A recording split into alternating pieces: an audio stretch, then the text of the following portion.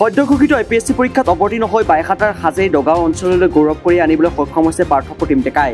হাজেই দগাঁও নিবাসী তথা অসম সচিবালয়ৰ অৱসৰপ্ৰাপ্ত কৰ্মচাৰী মনহৰি ডেকা আৰু বিতুমণি ডেকাৰ জ্যেষ্ঠ পুত্ৰ পাৰ্থপ্ৰতিম ডেকাই সহকাৰী একাউণ্ট অফিচাৰ হিচাপে নিযুক্তি লাভ কৰিবলৈ সক্ষম হৈছে। অসম চৰকাৰৰ গুৱাহাটী আমবাৰীস্থিত হস্ততাঁত বস্ত্ৰশিল্প বিভাগৰ তৃতীয় বৰ্গৰ কৰ্মচাৰী পাৰ্থপ্ৰতিম ডেকা। বিভাগৰ দায়িত্বত তথা কৰ্তব্যৰ মাজতে সময় উলিয়াই অধ্যয়ন কৰি এনেদৰে এপিএছচি পৰীক্ষাত সুখ্যাতিৰে উত্তীৰ্ণ হ'বলৈ সক্ষম হৈছে এইজন যুৱক। এতিয়া যুৱকজনৰ এনে সাফল্যত পৰিয়ালৰ লগতে বৃহত্তৰ হাজেই দগাঁওবাসী ৰাইজ আনন্দিত হৈ উৎফুল্লিত হৈ পৰা দেখিবলৈ পোৱা গৈছে। মই আসাম একাউণ্ট ছাৰ্ভিচত এছিষ্টেণ্ট একাউণ্ট হিচাপে অফিচাৰ হিচাপে পাইছোঁ।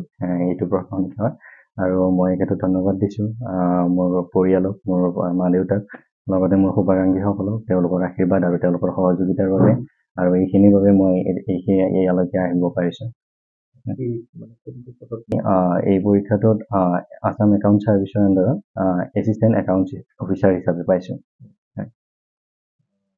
হয়, এই ক্ষেত্ৰত ভাল লাগিছে, মানুহৰ বিশ্বাস ঘূৰি আহিছে আৰু যিসকল ছাত্ৰ ছাত্ৰীৰ বাবে প্ৰিপাৰেশ্যন কৰিছে তেওঁলোকৰো বিশ্বাস ঘূৰি আহিছে। চৰকাৰৰ বা অসম লোকসেৱা আয়োগৰ যি ধৰণে পৰীক্ষাৰ প্ৰস্তুতি কৰি তেওঁলোকে খুব সময়ত সকলোবিলাক কাম কৰি নিছে আৰু স্বচ্ছতাৰে আৰু নিকাভাৱে মানুহৰ যি বিশ্বাস ঘূৰি আহিছে তাৰ বাবে মই চৰকাৰ আৰু অসম লোকসেৱা আয়োগক মই ধন্যবাদ দিছোঁ।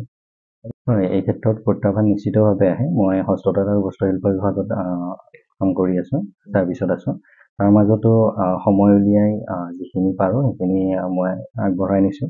লগতে মই দৈনন্দিন যিখিনি কাম আছিলে এই প্ৰিপাৰেশ্যনটোৰ লগত ৰিলেটেড মই সেইখিনি কৰি যাব ট্ৰাই কৰিছিলোঁ আৰু আগৰ পৰাই যিহেতু অলপ প্ৰিপাৰেশ্যন চলাই যোৱা হৈছিলে, গতিকে যোৱাবাৰ মই মেইনছ দিছিলোঁ, গতিকে এই ক্ষেত্ৰত মোৰ তেনেদৰে সহায় হৈছিল। হয়, মই প্ৰথমতে ক'ম যে তেওঁলোকে এই ছাৰ্ভিচটোৰ বিষয়ে জানি লোৱা ভাল।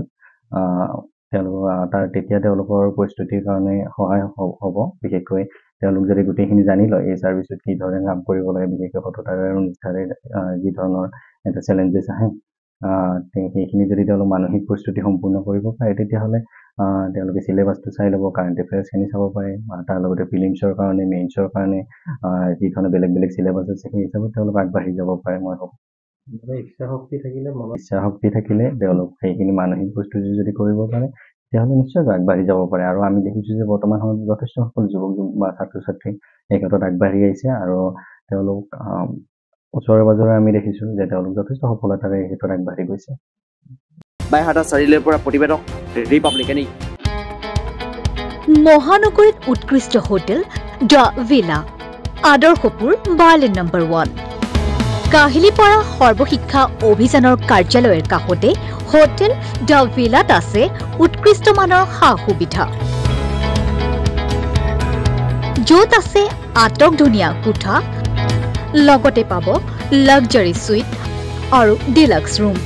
তদুপৰি ৰেষ্টুৰেণ্টত পাব আপোনাৰ মন পচন্দৰ সুস্বাদু খাদ্য আৰু পাব বাৰ আৰু ছুইমিং পুল। দ্য ভিলাত পাব আপুনি নৈসংগিক পৰিৱেশ আৰু সুস্বাদু খাদ্যৰ সম্ভাৰ।